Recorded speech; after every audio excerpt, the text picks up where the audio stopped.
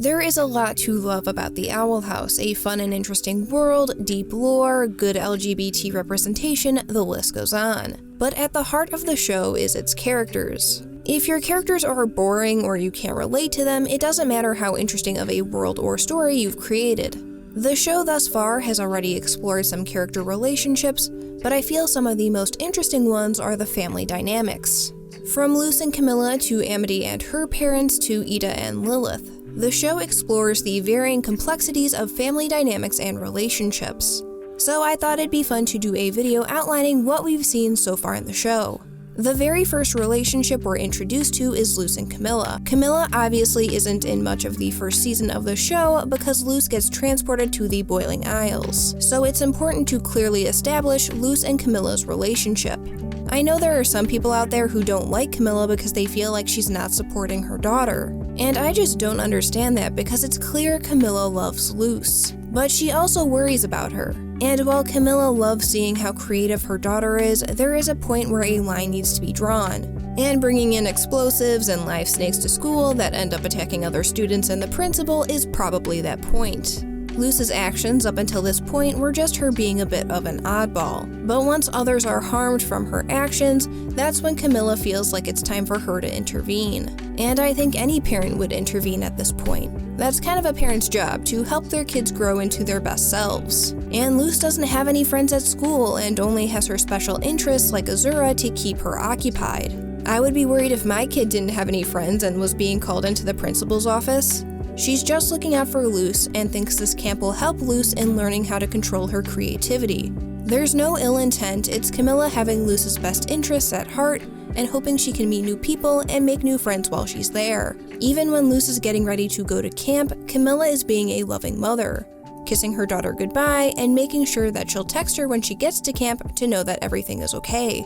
Camila loves Luz. Her sending her to a camp isn't meant to be a punishment or a way to strip Luz of her creativity, but rather from her perspective as a parent, an opportunity for Luz to meet kids in a similar position as her and make some friends. And while Luz isn't thrilled about going, I think she knows her mom is only looking out for her and wants her to make friends. At no point in the series does Luz show any animosity towards her mom for sending her to camp, rather the camp itself.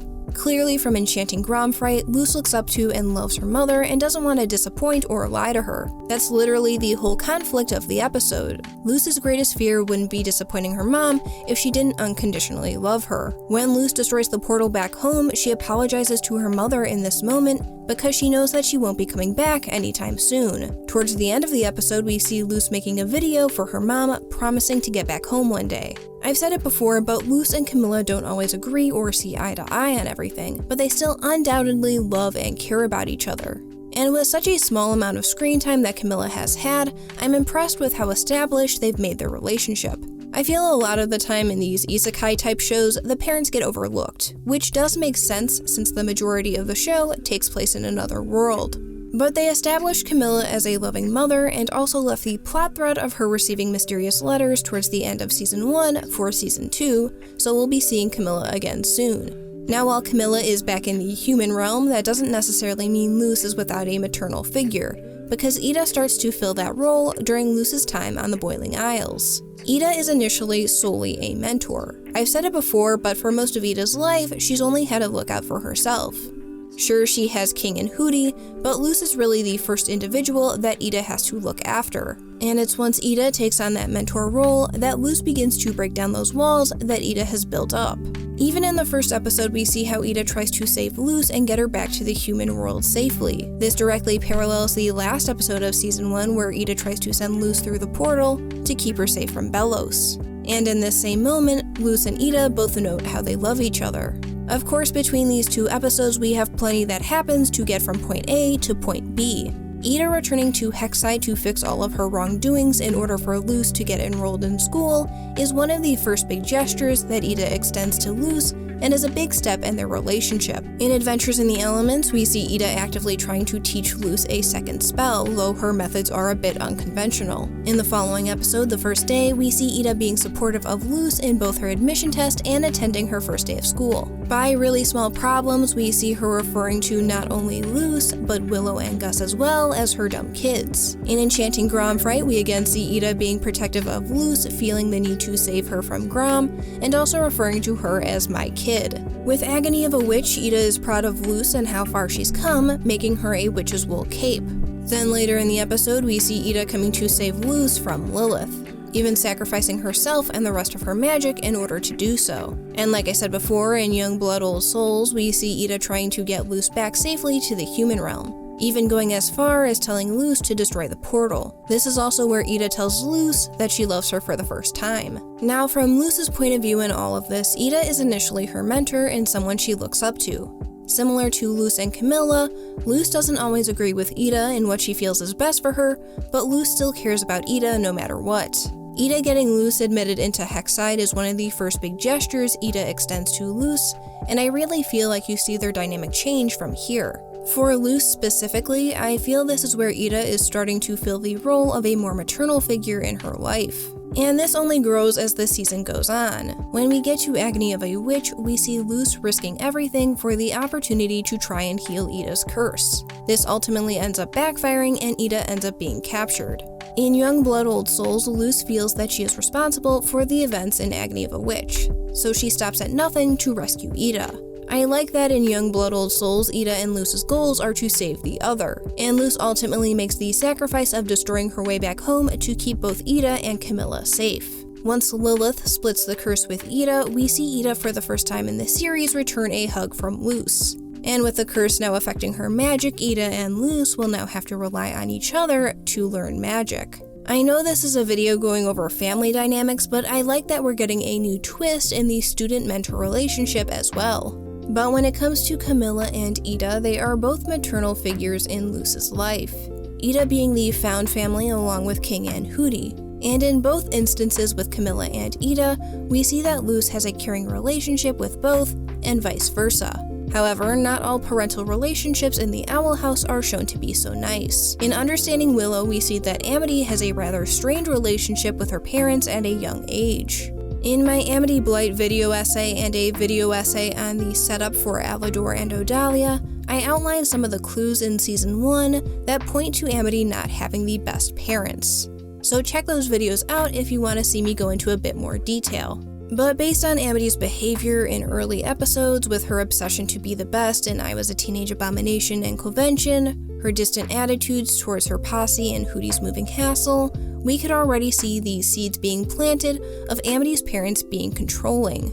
Now Alador and Odalia will play a bigger role in Season 2. I mean, we have yet to really see either of them outside of the brief flashback in Understanding Willow and their presumed younger selves in Young Blood Old Souls. But from Dana's AMA a while back, we know that Amity has never felt particularly close to her parents. When answering a question on whether Amity and Lilith were close, this was Dana's response. Honestly, Amity and Lilith are not that close, at least I never thought of them that way. Neither of them, from my point of view, know what it's like to be particularly close with a parent in Amity's case, or a child/student in Lilith's case. We also know from the same AMA that Season 2 will have parental conflict among other things, which spell out pain. That parental conflict likely being between Amity and her parents. Even though we've only gotten a little glimpse of Alador and Odalia, their relationship with Amity at the very least has been pretty well established. Similar to Camila, the show is able to capture the feel of the relationship with minimal screen time. Now, that's not to say that Alador and Odalia won't have more going on when it comes to their motivations. After all, in the AMA, Dana did say that there was more to them than we think. Obviously, it's not an excuse for what they did to Amity as seen in Understanding Willow, but it's a good indicator of how Amity doesn't have a good relationship with her parents. And I feel this will only be elaborated on more in Season 2 with them making actual appearances in episodes. It's definitely a two sides of a coin situation when looking at Luz's relationship with both Camila and Eda compared to that of Amity and her parents. And unfortunately for Amity, this isn't the only strained relationship in her life, because outside of parental relationships, the show also explores sibling relationships. Since we're on the topic, I'll go over Amity, Edric, and Emira's, but I'll get into Eda and Lilith's a bit later. Edric and Amira are first introduced to us in episode 7, Lost in Language. And based on first impressions, they seem like mischievous but cool upperclassmen. However, as we see in the episode, they like teasing and messing with Amity. And based on her reactions, it seems that this is pretty par for the course. So not only is Amity having a strained relationship with her parents, but she's also getting teased and picked on by Edric and Amira. Later in the episode, we see that Edric and Amira take things a bit far for wanting to post Amity's diary entries around the school. Even for them, this seems to be more cruel than their usual pranks, if you can even call this plan a prank. They also show little to no remorse after Amity runs off, being rather self-centered and only thinking about how their plan didn't work. Based on this episode alone, it's pretty easy to write Ed and Em off as terrible siblings. But similar to Amity, we see them change over the course of the season. The next episode we see the Blight siblings appear in is Adventures in the Elements, and this is a pretty big episode for all of them, because we see Amity and Luz building their friendship, and we see Ed and Em being far nicer to Amity. Though they still like to cause trouble, surprising Luz in the beginning of this episode, and having Amity sink into the snow, but they clearly feel bad about the library incident. According to Amity, they have been extra nice and protective of her ever since, showing that they do feel bad that things escalated far beyond what they had initially planned. This shows that they genuinely do care about Amity, they just get carried away at times. And I think most of us who have siblings can recall times that we've gotten a bit carried away or taken a prank too far. Obviously not to the extent of being the cause of your sibling almost getting sewn into a book, but you get the idea. They even help Amity train on the knee later in the episode. And when Amity is doubting herself in performing the fire spell, it's Emira who's the one to encourage her. But it's still Emira, so of course she follows it up with a playfully condescending comment, but she didn't mean any harm in it. Even at the very end of the episode, Ed and Em remark how proud they are of Amity. They're good older siblings, they can just be jerks sometimes. And it's not like Adventures in the Elements was a one-off episode for Ed and Em. Though their appearance was brief, they come to help Amity train Luz for Grom, so they're still at the ready to help their sister whenever she needs it. And I'm looking forward to seeing the Blight siblings' relationship continue to grow in Season 2. They've already made some good progress so far, with the previously mentioned parental conflict likely being of that of the Blight parents. This could be an opportunity for Ed and Em to stick up for Amity. Dana also mentioned in her AMA that the two will have plenty of distractions in Season 2 after getting stood up at Grom. So perhaps even outside of seeing their relationship grow with Amity, we'll see them develop in their own ways as well. Now, while the Blight siblings' relationship seems to be heading in the right direction, one that's still in a conflicted spot is the relationship between Eda and Lilith. We know that Lilith has left the Emperor's Coven and has split the curse she inflicted on Eda, but in terms of the overall dynamic between the two, we'll have to wait and see. I know a lot of people said Lilith was redeemed by the end of Season 1, but I'm not totally on board with that quite yet. I mentioned this in my tier list video, but Lilith has taken accountability for her actions. Whether or not she is completely forgiven or given a second chance by the Owl House gang is still up in the air. I feel Eda and Lilith have definitely taken a step in the right direction with where things are left off with the Season 1 finale. But that doesn't necessarily mean that all is forgiven or things between the two will be all sunshine and rainbows. The two have a very conflicted relationship. We see that from the very beginning with Convention, where Eda would rather not see Lilith at all, and Lilith takes every chance she can get to be condescending to Eda. Lilith feels superior to Eda because she's the head of the Emperor's Coven, whereas Eda feels superior because she never joined a coven and isn't a lapdog for Belos. When we get to the duel between Luz and Amity, it's not really to see who is the better teacher, since neither of them really seemed all that concerned with following the rules, and only wanting to win to get bragging rights over the other. The duel between Lilith and Eda in Convention also directly parallels their fight in Youngblood Old Souls, which is nice foreshadowing. But we also get the plot thread of Lilith capturing Eda for Belos at the very end of Convention. And throughout the rest of the season, we see Lilith go back and forth on whether to capture Eda herself or allow her to join on her own. And as we now know, it's revealed later in the season that Lilith was the one who cursed Eda and was promised by Emperor Belos to heal Eda's curse. This is the source of Lilith's motivations. She's looking for a way to fix her mistake, and she tries to go about it several different ways before we see the way it unfolds in Agony of a Witch. In Once Upon a Swap, we see Lilith overruling the order for Eda to be taken to the conformatorium and tries to convince her to join, though she does try to use force by restraining Luz in Eda's body and using a branding glove.